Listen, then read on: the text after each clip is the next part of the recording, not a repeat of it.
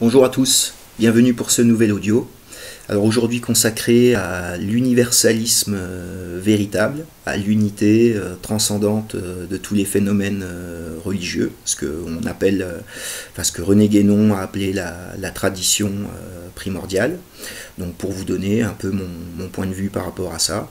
Et donc je vais vous lire cet article que j'ai publié en décembre 2017. Et ensuite je me livrerai à quelques petits commentaires et quelques petites réflexions personnelles pour compléter. Voilà, donc je rentre dans le vif du sujet, je vous lis la citation en exergue du mystique soufi Rumi dans le livre du Dedans, qui est un magnifique ouvrage que je vous conseille fortement. Alors ouvrez les guillemets. Il existe bien des chemins de recherche, mais la recherche est toujours la même. Ne vois-tu pas que les chemins qui conduisent à la Mecque sont divers, l'un venant de Byzance, l'autre de Syrie, et d'autres encore passant par la terre ou la mer. La distance de ces chemins à parcourir est chaque fois différente, mais lorsqu'ils aboutissent, les controverses, les discussions et les divergences de vues disparaissent, car les cœurs s'unissent. Fermez les guillemets. Alors je commence la lecture de mon article. En face de la multiplicité instable et passagère, n'existe que l'unité immuable. En face de l'indéfinité de mensonges, ne se trouve qu'une vérité. En face de l'uniformité sous-qualitative, ne se dresse que la forme qualitative. En face de l'indifférenciation chaotique de la matière inerte, n'est vital que l'esprit différenciateur. En face du mouvement de désunion vers le bas, n'est possible que l'union vers le haut. En face de la globalisation terminale du nouvel ordre mondial, n'est véridique que le pérennialisme de la tradition primordiale. Plus précisément, notre monde contemporain, celui du matérialisme laïque et du pseudo-universalisme ordo-mondialiste, faute d'un principe supérieur fédérateur, tend à l'indifférenciation, à l'indistinction, à la dislocation et à la division de tout. Donc peuple, pays, religion, famille, individu. Ce qui aboutira in fine à une fade purée socio-historique générale. État mondial, bouillon de culture, mafia éphémère, tous contre tous, bain de sang, bouillie anthropologique, hybridation génétique, robots prêtres, femmes à barbe, zombies, foule de clowns, hommes masse, enfants soldats, pensée unique, bug du cerveau, Alzheimer, euphorie dépressive, machine à suicide, etc. sont au programme du grotesque carnaval général à venir qui s'apparentera à la maudite et confuse tour de Babel biblique. Or, à nos yeux, l'unique solution sérieuse que l'on peut apporter à ce cauchemar collectif futur, prévu et préparé de longue date, est de nature individuelle et spirituelle, question de vie ou de mort.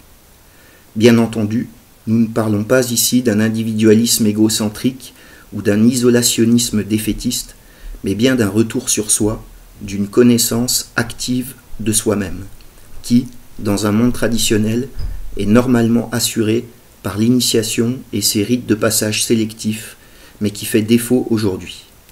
D'une métanoïa, soit d'une lutte intérieure victorieuse, seule apte à élever l'individu vers l'universalisme véritable et à le persuader d'aimer son prochain comme soi-même. Il n'est donc pas question ici du vivre ensemble hypocrite, ni du communautarisme à la sauce anglo-saxonne, ni du multiculturalisme acculturé, ni du New Age prônant une mensongère élévation de conscience, ni de la constitution de réseaux sociaux, ou plutôt asociaux, virtuels, mais uniquement de la volonté individuelle de devenir un homme différencié du troupeau aveuglé, d'incarner une véritable élite, ontologique et non pas économique, c'est-à-dire devenir un homme, ou une femme bien entendu, de qualité, non de quantité, de se renforcer plutôt que se dissoudre. La pratique d'une religion n'est absolument pas exclue dans notre perspective, seulement il s'agira prioritairement de s'en servir comme d'une discipline quotidienne et comme d'une base de travail intellectuel. Dès lors, même s'il y aura beaucoup d'appelés, mais peu d'élus, comme l'affirme Jésus, il importe de connaître sa nature propre, de s'autogouverner et d'intégrer en soi-même les grands principes universels, qui sont rappelés avec insistance dans tous les enseignements traditionnels, afin que, si Dieu le veut, et si nous faisons partie des rares survivants de la catastrophe mondiale qui s'approche à grands pas, nous puissions transmettre, rappelons que le mot tradition provient du latin tradere, transmettre, nous puissions transmettre le témoin à la génération du prochain cycle. Faire ce qu'il y a à faire sans attendre d'aide extérieure et sans égard aux fruits de ses actions. Plus trivialement, chaque homme, au lieu de projeter des changements collectifs illusoires à travers des pseudo-idéologies, des pseudo-partis ou des pseudo-organisations, dont le nombre ne fait qu'augmenter de façon exponentielle de nos jours, ne doit pas se dédouaner de ses responsabilités personnelles et est invité à agir sur sa propre sphère d'influence, fût-elle très petite et composée de quelques personnes, à se concentrer sur le peu de manettes qu'il a encore en sa disposition. Il faut donc que l'individu tente de se gouverner lui-même, qu'il essaie de se redresser ontologiquement, par exemple en visant à devenir un mari aimant, un bon père, un ami fidèle, un producteur utile, etc. D'être acteur de sa courte et précieuse existence plutôt que se déresponsabiliser au sein des diverses économies de pensée offertes par un quelconque groupe et fantasmer des améliorations sociétales qui n'arriveront pas. En clair, à notre époque apostate, c'est avant tout par ses propres moyens que l'être humain doit comprendre la raison de sa présence sur Terre. Il lui faut s'apercevoir qu'il ne représente qu'une simple goutte d'eau au sein de l'océan de la possibilité universelle, qu'un des multiples rayons émanés du seul et unique soleil intelligible, qu'un grain de sable dans le désert de l'infini, et surtout, assumer fermement et impersonnellement sa mission commandée par Dieu. Il n'a d'autre choix que de retrouver tout seul son unicité ontologique afin de parvenir à la compréhension et à la connaissance de l'unité divine, se servir de son être personnel afin d'appréhender l'être universel à l'origine et à la fin de tout. Une fois cet état supra-individuel réalisé, l'homme a l'occasion de regarder le monde avec un regard neuf et serein. Il se voit dès lors intégré à la seule communauté d'âmes digne de ce nom, car indivisible et non changeante, celle des gens de bonne volonté, des amis de Dieu, des sages et des justes, qui est au-delà de tous les particularismes, qu'ils fussent spatio-temporels, ethnoculturels ou politico-religieux. Il en est strictement de même en ce qui concerne les peuples et les divers groupes humains, tous plus modernisés et fractionnés les uns que les autres à notre époque. En effet, comme l'a admirablement démontré l'œuvre de René Guénon, il devient urgent de constater qu'il y a une tradition primordiale unifiant en amont l'ensemble des traditions particulières. Cette unité fondamentale et transcendante de tous les phénomènes socio-religieux apparus dans les temps historiques a été reconnue par les plus grands esprits humains. Elle correspond au verbe divin de la tradition biblique, au logos des Grecs, à la sagesse incréée de saint Augustin, à la philosophia perennis de Leibniz, ou encore à la Prisca Theologia, l'antique théologie, évoquée notamment par Plutarque et Aristote. Les différentes sacralités humaines s'apparentent donc à des exemplaires particularisés d'une seule et même idée supérieure, tenant lieu de modèle type universel. La reconnaissance, notamment et surtout par les représentants et les membres des grandes religions, de cet unique langage spirituel partagé par tous les peuples du passé et du présent, amenant à la compréhension de ces principes métaphysiques immuables, pourra, selon nous, seul permettre la reconstitution d'une véritable élite spirituelle et aboutir à une réconciliation par le haut de toutes les traditions humaines, aujourd'hui toutes diminuées et divisées. Sortir du nombrilisme infécond, rétablir le sens des proportions et des hiérarchies, voir les points d'accord avant les divergences, et finalement s'accorder sur les vérités essentielles, tel est à nos yeux le chemin à suivre si l'on veut sortir victorieusement du sordide village planétaire proposé par nos pseudo-élites actuelles, qui entraînera l'humanité entière à sa disparition.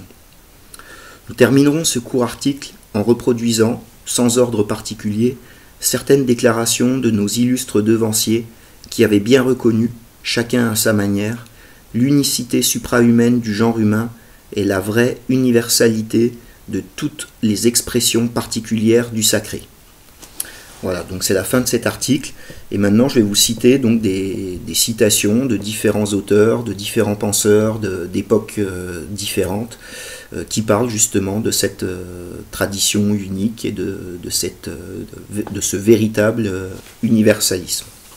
Alors je commence par René Descartes, dans ses méditations troisième, ouvrez les guillemets, « Et encore qu'il puisse arriver qu'une idée donne la naissance à une autre idée, cela ne peut pas toutefois être à l'infini, mais il faut à la fin parvenir à la première idée, dont la cause soit comme un patron ou un original, dans lequel toute la réalité ou perfection soit contenue formellement. » Ensuite, William Blake, dans All Religions Are One, donc toutes les religions sont une.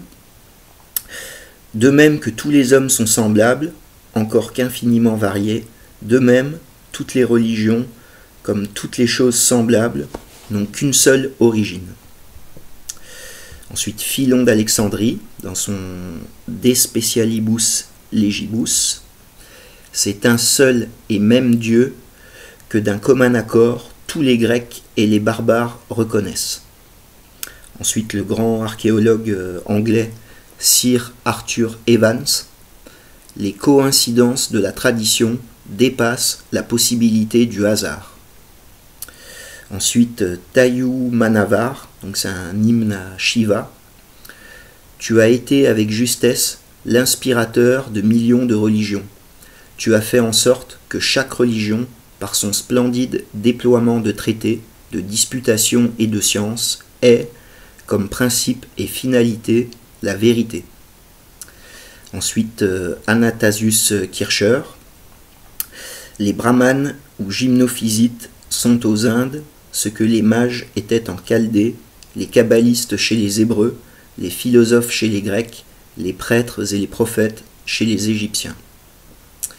Ensuite, Nicolas de Cuse, le cardinal, très intéressant d'ailleurs, que je conseille aussi.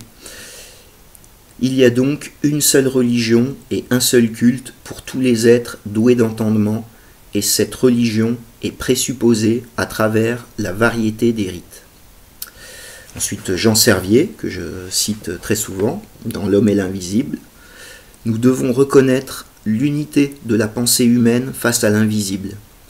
Tout se passe comme si dans ce domaine, l'homme avait eu, dès son apparition sur Terre, des certitudes immuables. Ensuite, le chevalier Roger Gougenot des Mousseaux, donc c'est dans son livre Dieu et les dieux, que je conseille aussi. En effet, dans la prodigieuse bigarrure des croyances du paganisme, il est à peine un dogme idolâtre qui ne s'adapte par une de ses faces à la vérité primitive, centre commun de gravitation. Et, soit que nous considérions ces croyances dans leur isolement ou dans leur ensemble, les faits sur lesquels elles appuient leur marche semblent se présenter avec une mission pareille, celle de placer sous les rayons de la lumière ces trois vérités entourées des débris de tant de systèmes. Une seule famille humaine, une seule religion, un seul Dieu. Ensuite, Aldous Huxley dans la philosophie éternelle. La philosophia perennis se préoccupe avant tout de la réalité, une et divine, substantielle au monde multiple des choses, des vies et des esprits.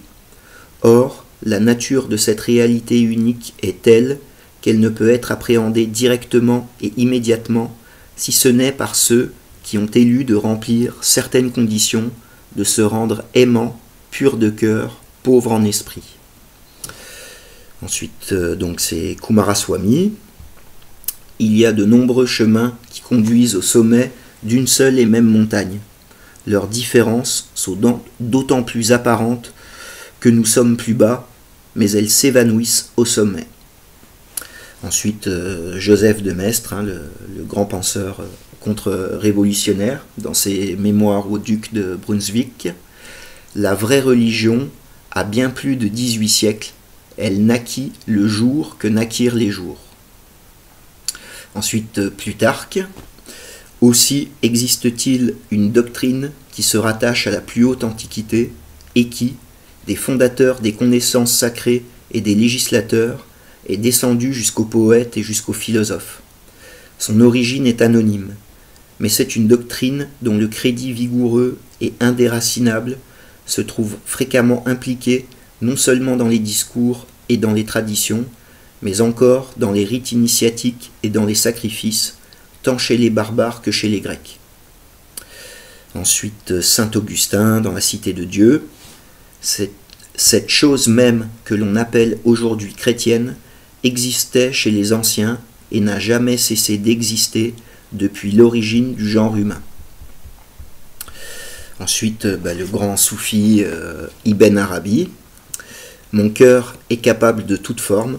Il est un pâturage pour les gazelles et un couvent pour les moines chrétiens, et un temple pour les idoles, et la Kaaba du pèlerin, et la table de la Torah, et le livre du Coran.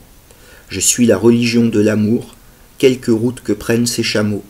Ma religion et ma foi sont la vraie religion.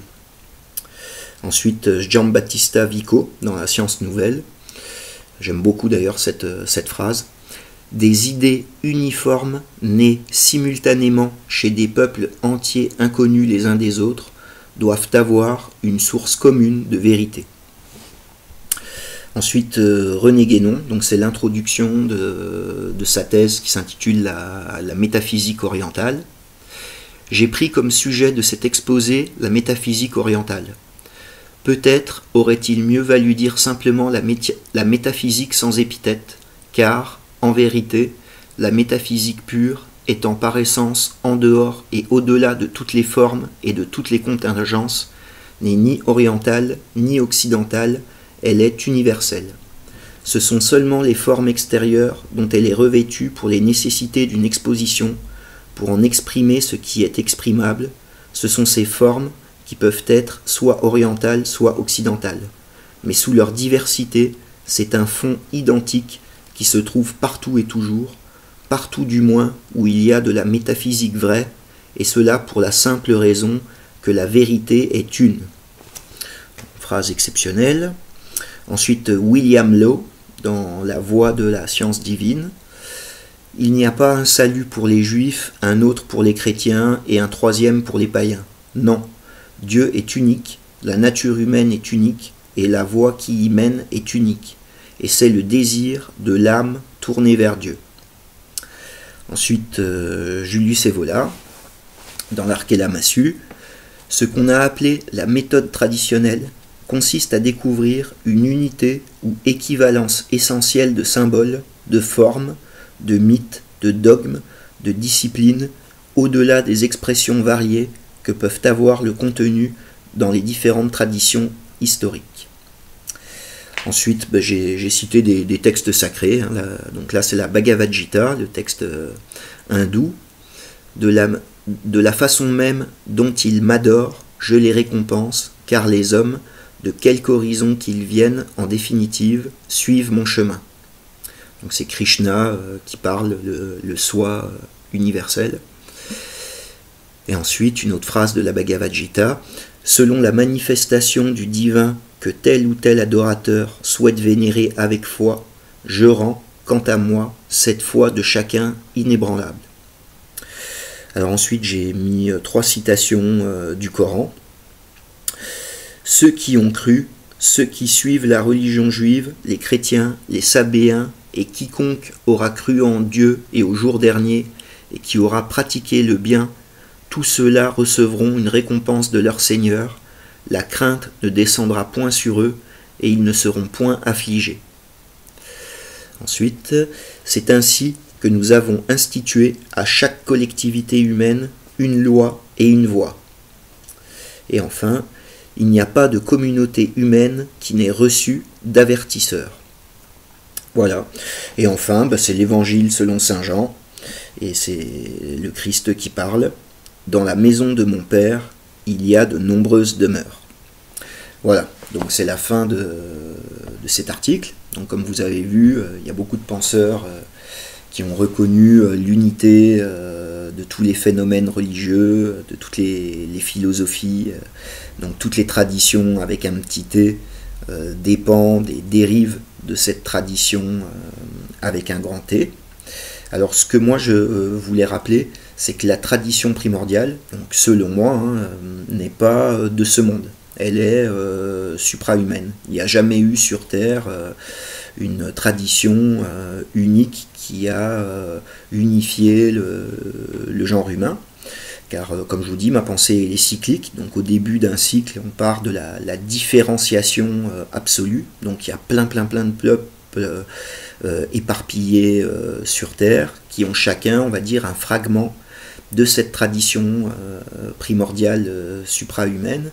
Et au fur et à mesure du cycle, donc il y a ce phénomène de quantification, d'indifférenciation, et les hommes tentent artificiellement de créer une tradition unique. Donc on retrouve ça vraiment parfaitement exposé dans la tour de Babel, quoi, le mythe de la tour de Babel dans la Bible, dans la Genèse, où les hommes tentent d'avoir un langage unique, une tradition unique autour d'un monde unifié. Et finalement, Dieu décide de semer la confusion des langues et détruit la tour de Babel et disperse tous les peuples pour recommencer un nouveau cycle.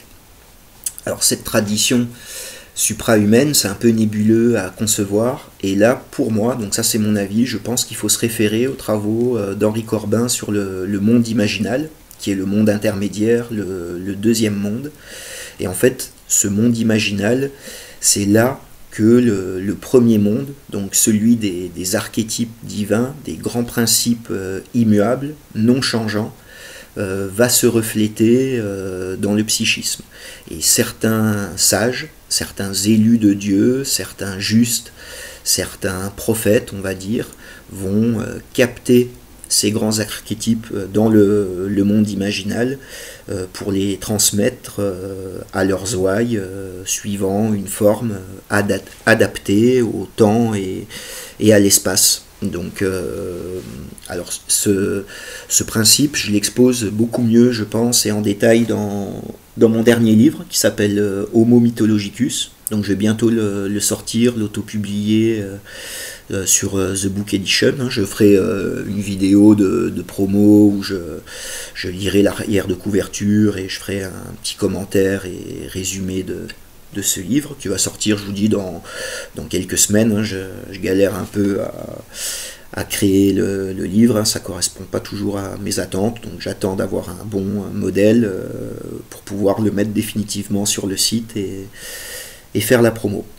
Donc voilà, donc l'universalisme véritable, c'est ces lois divines immuables qui sont toujours présentes mais non manifestées, que certains sages ont capté et ont délivré sous des formes diverses et variées, et on retrouve toujours les mêmes idées principales cachées derrière les formes d'exposition différentes, et chaque tradition particulière aura plus accentué sur différents thèmes et principes suivant le peuple à qui ça s'adresse. Donc on aura des traditions plus contemplatives, d'autres plus guerrières, d'autres plus intellectuelles, d'autres plus mystiques, mais on aura toujours les mêmes grandes vérités derrière.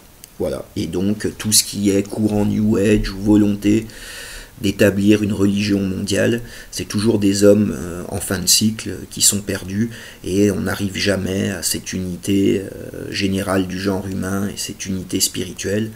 Donc voilà, nous Pour prendre l'exemple, je sais pas, on peut prendre l'exemple du noachisme, qui est un projet judaïque pour unifier les goïms.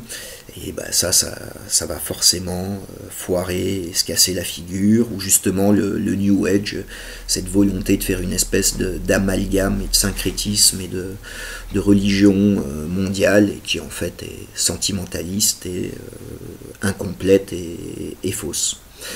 Voilà, et donc la véritable tradition n'est pas de ce monde, et elle, contrairement aux traditions particulières, ne change jamais, ne varie jamais, et est toujours captable par certains grands esprits.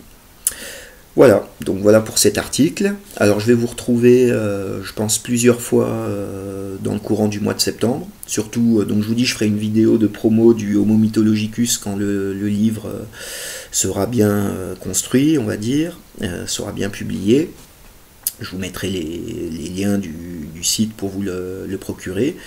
Je vais faire plusieurs aussi discussions encore avec Ralph, sûrement sur la commentaire de la psychologie des foules de Gustave Le Bon, une émission sur l'homme-masse et le conditionnement des masses. On fera aussi sûrement une discussion sur l'apocalypse et la fin des temps. Donc, il y a pas mal de choses à dire. Et d'ici une semaine aussi, je vais faire encore une discussion avec Grégory de la chaîne Tiki Viracocha sur le symbolisme, l'art sacré, l'architecture traditionnelle. Donc je pense que ça sera publié sur sa chaîne, mais je vous tiendrai au courant. Voilà, bah écoutez, portez-vous bien. Je vous mets comme d'habitude les liens du blog, de l'article, bien sûr, du Tipeee. Mettez des pouces bleus, abonnez-vous, n'hésitez pas à mettre des commentaires, à poser des questions. Et je vous dis bonne continuation à tous et à la prochaine.